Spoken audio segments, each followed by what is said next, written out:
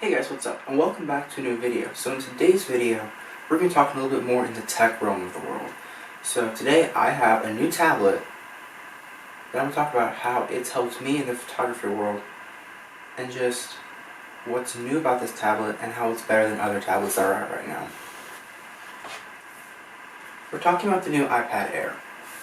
Now, this tablet came out last fall and it's the newest iteration of the iPad Air.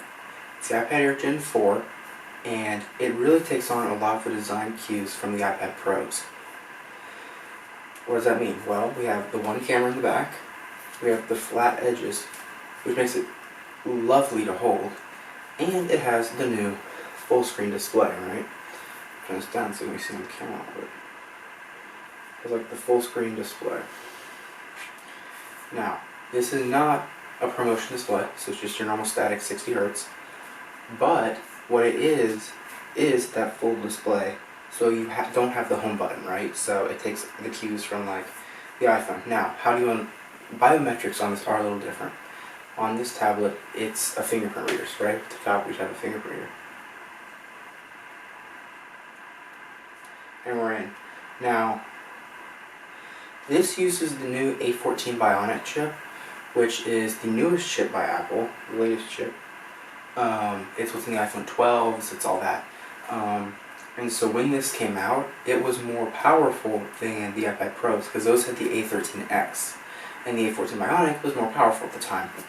Now, of course, there's the new iPad Pros with the M1 chip, but they're kind of in a league of their own. So yeah, those new tablets kind of killed the tablet market. But let's talk about this tablet. Let me grab my old iPad Air. We'll do a little comparison between the two.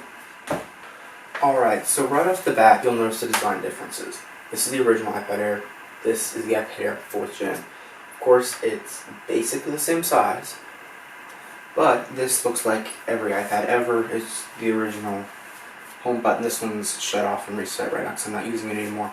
This is the original with the home button, power button, 7 megapixel camera on the back, 2 megapixel camera on the front, A7 processor, I believe. I'll check that, put it up on the screen. This one has 30 gigs of storage. Of course, it has that 6,000 mAh battery in it, which when it was new was amazing battery life. Now I can barely use that thing for half an hour and it's dead. This, of course, is the new iPad Air. 256 gigs of storage. Of course, the storage really doesn't matter how fast the tablet runs. It runs how fast it runs. This is the same type of storage as like the new iPhones, so it's blazing fast. Now this does have a smaller battery. I'll put the number up on the screen because I don't remember off the top of my head. But it has a little bit smaller battery, but I'm easily getting like 2 days battery easily with this thing if I'm just like writing essays and stuff for school. Now, let's talk about the cameras, because that has a 7 megapixel on the back and a 2 on the front. This has the exact same sensor on the iPhone as the iPhone 12 Pro, 12 Pro Max and all that. It's a 12 megapixel wide angle lens, and on the front it has a 7 megapixel selfie camera. Now this does not have the wide angle view of like the new iPad Pros, nor does it have any of the other lenses on the back. So it will give you great images, but it will also allow you, come on, take a picture, we have got a lot of technology sometimes. But what this will allow you is you'll be able to take really good scans of like documents, PDFs, or if you can just take a picture of a quick whiteboard, you'll be able to do that and it will look good. Of course, it does not come with the zoom lens for the iPhone 12 like the iPhone 12s do, so you can't like zoom in and expect amazing clarity. Of course, it does not come with the night sight camera that the iPhone 12s do, so lighting like in this room, which is darker, not ideal. A couple of the other design cues that it takes, of course, is that bezel-less design. The bezels are slightly thicker on this tablet as opposed to the thinner bezels that are on the iPad Pro and the iPad Pro M1. Not a huge difference. I think it's a couple millimeters. I'll put that up on the screen. I'm pretty sure it's like a millimeter difference. It's not a. Resolution's the same. Of course, this only goes up to 500 nits of brightness, whereas the normal iPad Pros go up to 700, and then the new iPad Pros M1, for whatever reason, can go up to 1600 with full HDR support. Of course, it doesn't have this. Of course, it doesn't have promotion up to that 120 Hz refresh rate, which is amazing. But for day-to-day use, for document typing, it's amazing. I'll get back to document typing in a little bit, but let's talk about photo editing. So, of course, with the fast storage that Apple's known for, it speeds through everything really well. You can look at all the specs on some other site or some other video. I'll link a couple below. But yeah, so photo editing is insanely fast, especially if you're like exporting raw images in Lightroom. It breezes through them faster than my phone, faster than my MacBook Pro 16-inch that is maxed out, which is really cool to see because I love my MacBook Pro, but if I can pack something this small and slim, this is a pound by the way, if I can just throw this in my backpack and know it's going to get me through on a trip or at a photo shoot or a video shoot and it will work and be faster than my other devices, I'm going to go for it any day. So that's really awesome. Of course, with the iPad Pros, they have USB-C, and they finally brought USB-C to the iPad Air. It's the same USB-C that we love. Of course, you can plug your SD card straight in here now with the adapter. That's $49. Of course, this does have support for the Apple Magic Mouse and other mice, I'm pretty sure. And so let's talk about keyboards and document writing, okay? So typing on a slab of glass is never fun. So that's when all the other keyboards come out. There's the Apple Folio, there's the $300 Apple keyboard. Which one do I use? I use the Logitech Folio Touch. Not sponsored, but this is a little keyboard. I will put this tablet in it. That is $150, and it folds, snaps around it, and you have your nice little stem. Just pop that off. Pop out the kickstand in the back, hold it, boom, and you have a nice keyboard. And yes, the keyboard is backlit even, and it has a trackpad, so that's really nice. This of course is a great clicking experience. It's reminiscent of the 2016, or the pre-2016 should I say, MacBook Pro that had the really weird keyboard. So it's a good keyboard, it's backlit, it's a Logitech keyboard, it's gonna be pretty good. Of course, the stand can be propped at multiple different angles, which is great, so you can lay it really flat if you want to do some design, or photo editing, drawing, or of course you can put it upright for more of that laptop experience.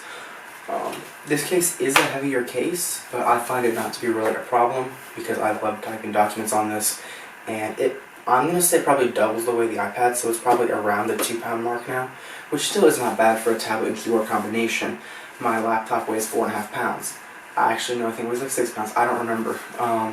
But it's very lightweight, very easy to manage, especially if you're not using the case. I would recommend getting one because, of course, like the iPad Pros we're struggling with, this is the thin form factor, so it could snap in half if you put too much pressure on it. Of course, with a hard shell case like this, that's going to make it a lot harder to happen. Of course, the iPad Pro has some of the leading tablet speakers. This is not. It has 4 speaker grills. I'm convinced it only has 2 speakers. I rarely hear sound coming from this end, even when I'm playing video games like PUBG Mobile or any of those, or COD or any of those. I only hear sound coming from the left-hand side of the tablet. I don't know if there really isn't speakers on the right-hand side, or they're just not as loud and colorful. It's plenty loud if you're watching content, but if you wanted to actually like put this here and have a group of people to watch a movie, that's not going to be as viable of an option due to its quieter speakers and lower screen brightness. This is like the ultimate student tablet right now, because it gets you through what you need it to do. It's not extra, it's not the M1 that can push a 6K resolution display because you don't need that. It doesn't have Thunderbolt, which is nice, USB-C, quick enough to copy files to and from cards and drives. Like us content creators, we love those Samsung T5s. I don't know what the cable is, but you know the Samsung T5s, they have their USB-C cable. You can just plug it straight into your tablet. So yeah, this is a great tablet. Runs $399, and of course I can go this one up from there with like specs and all that. This one has 256 gigs of storage, so that will run you around $769. Of course, you can get cellular on top of that and bump this up to like an $899 tablet. I'm sorry, this starts at $599. Of course, another key feature on this is Wi-Fi 6. And of course cellular. This is not 5G like the new M1 iPads, so this can go up to 256 gigs of storage with Wi-Fi and cellular for only $879, $879.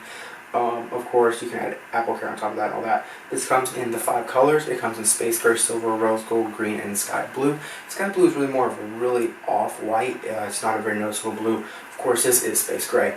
This is not the cellular version. Should you buy this tablet? Well, a couple things are going to come to mind if you're wanting to buy a tablet. Do you need cellular? Do you need fast cellular? If you need fast cellular, you're going to want to get the M1. That starts at $799, and that will give you 5G that's faster than the iPhone 12 lineup. Do you need a high resolution display that's also high refresh rate? If you want 120 Hz high refresh rate, you're going to go iPad Pro or iPad Pro M1. Do you need a lot of storage? This only goes up to 256. You're going to want to go iPad Pro or iPad Pro M1, which now goes up to 2 terabytes. And of course that comes with a new 16 gigabytes of RAM as opposed to the 8 on the iPad Pro and the 4 on the iPad Air. I have not had a problem with that 4 on the iPad Air, however. Do you need the full camera suite? If you do, iPad Pro M1. If you just need a camera to scan some documents, iPad Air is the way to go. Now, why am I not recommending the normal iPad? At this point, that iPad is so outdated. Yes, it still works, but it's an outdated tablet. So having a tablet that's a little bit newer with a lot newer processor, faster, more modern, it looks better, it performs better, has better battery life. Again, I'm getting like 2 days plus out of this battery with document typing, which is what most students do. And so it's a great tablet, it's a great purchase, I'm loving it. Yeah, so it's great, it's slim. Of course, this does have the smart connector on the side and back. Up here you can throw on your Apple Pencil to charge it. I have a knockoff one that does not charge up here. And then of course it has the smart connector for folio keyboards and the like. This does not have wireless charging, none of the iPads do. Yeah, so this is an insanely good tablet for its price. So yeah, if you like this video, be sure to like and subscribe and comment below what you want to see in a future video. And while you're down there, why not hit the subscribe button, because it's right there, it's free, and it'll take you 30 seconds, and then you'll know when I release more content. Thank you for watching this video. I hope you enjoyed it. I'll catch you guys in the next one. Peace.